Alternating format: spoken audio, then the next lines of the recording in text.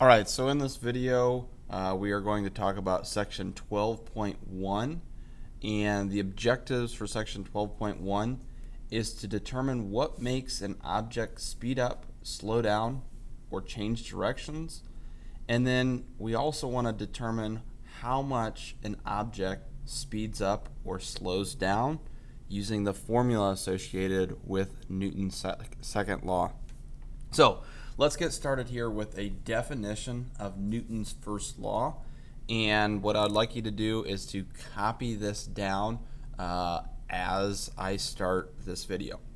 So Newton's first law states that an object at rest remains at rest, and an object in motion maintains its velocity unless it experiences a net force. So let me write this down so you can have that.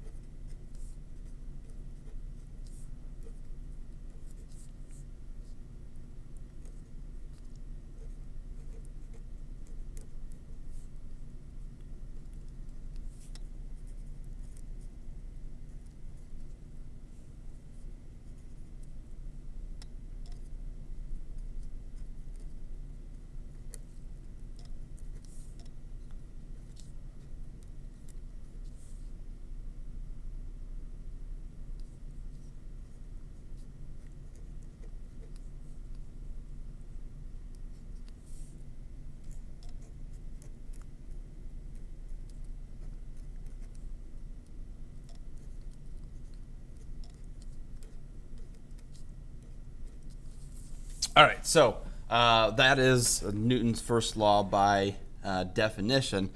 Really what it's stating is, hey, something in motion is going to stay in motion, something at rest is going to stay at rest unless you have an outside force interacting with it. Now that force could be something like friction, which would slow something down in motion.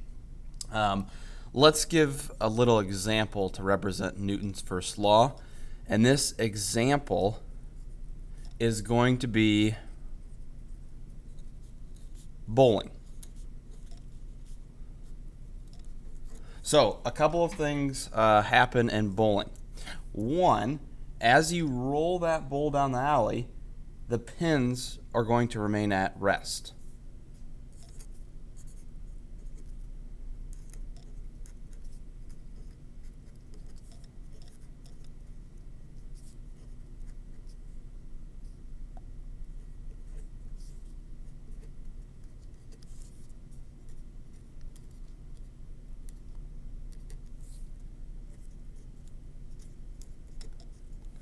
And then two, once that ball reaches those pins, if the ball hits those pins, the pins begin to move because they have that outside force acted upon it.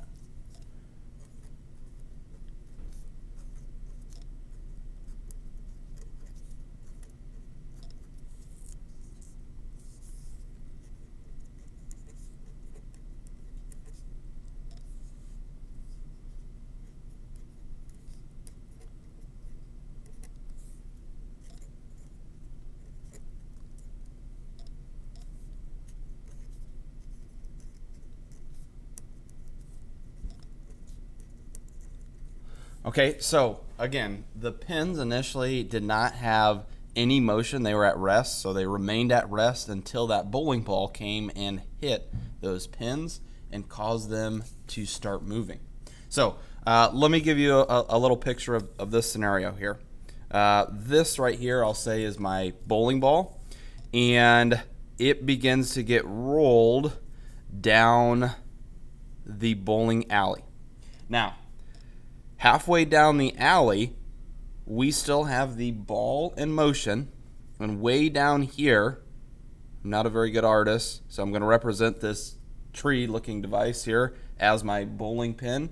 This pin is still at rest. So, a couple of things here. Number one, right here, the ball is in motion. And then 2, this pin is initially at rest.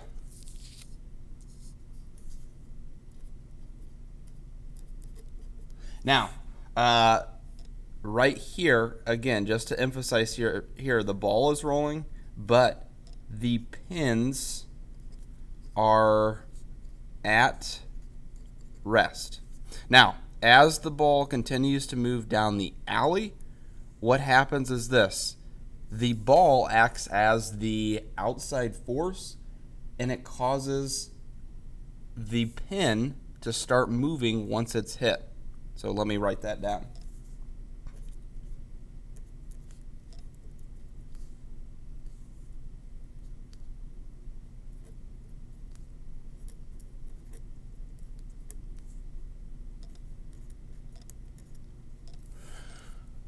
All right, so now we get the general idea of Newton's first law.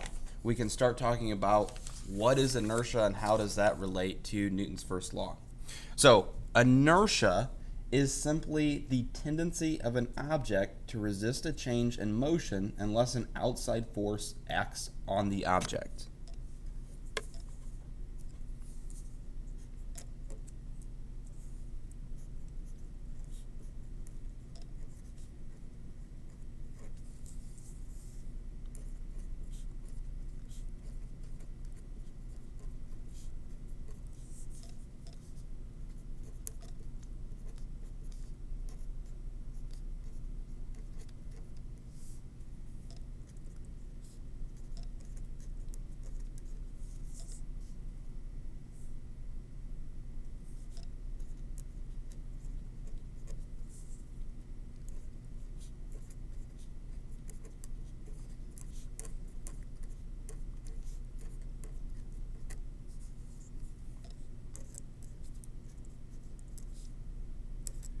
So essentially what inertia is stating here is just another way to reword Newton's first law.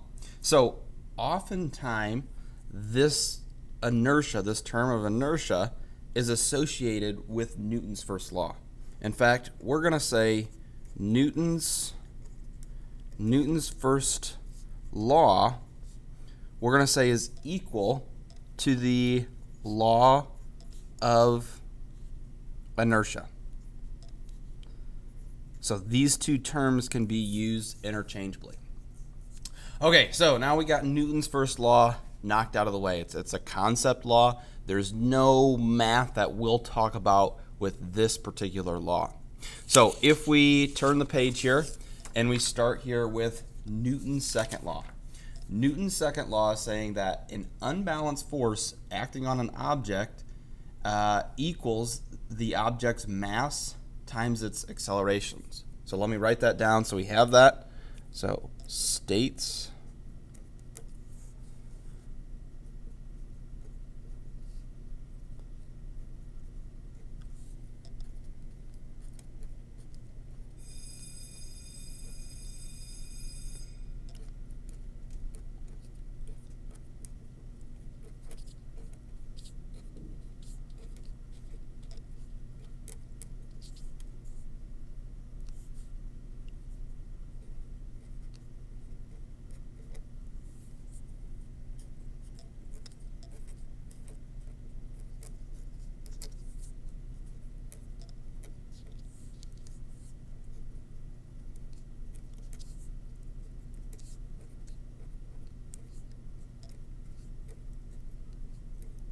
All right, so now we can associate force with some defined quantities. So what we have here is a formula for Newton's second law.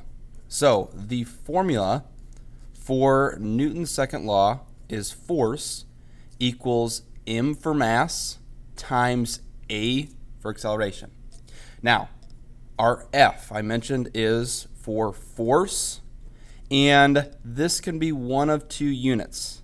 We can either have N for Newton, or an equivalent to a Newton is a kg, kilograms, times m for mass per second squared.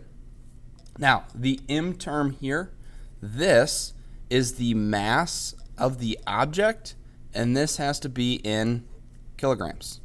And then our A equals our acceleration. And because we define force in newtons, this has to be in meters per second squared. So remember that formula. That is something that we're going to use throughout this section, and we're going to use it here on this next problem. So our example problem here, we want to know what force is needed to move a sedated lion upward on a stretcher that has a mass of 175 kilograms, and they're moving that stretcher with an upward acceleration of 0.657 meters per second squared. So in this example, we again are going to use that Newton's second law, or the formula for Newton's second law. So I'm going to start out by writing that particular formula, and then I'm going to put in our values that we have given in this problem. So our F is our force, and we're either looking for something that said newtons or kilogram meter per second squared. So if you read through this again, there is nothing that says anything about newtons. So what that means is that this is going to be our question mark, or this is ultimately going to be the variable that we find. Now, our m is our mass of our object. In this case, it's that lion, and that mass of that object has a mass of 175 kg. Now, we have to double check and see if this mass matches out our mass that we need, or the unit that we need for mass in our formula, and it does. Both of them are kg, so we can move on to A for acceleration. Now, they're moving that stretcher upward at an acceleration of 0.657 meters per second squared. So we have 0.657 meters per second squared, and that is also in the correct unit that we need it to be in. So all we do from here is we put this back into our formula. So we're going to take 175 kg times 0.657 meters per second squared. All we need to do in this scenario here is take 175 times 0.657. So we have 175 times 0.657, and that gets us, and I'm going to round this, 115 as our value. And then the unit that we are going to use for force is going to be in for newtons. So that becomes our final answer. All right, that concludes everything that is in section 12.1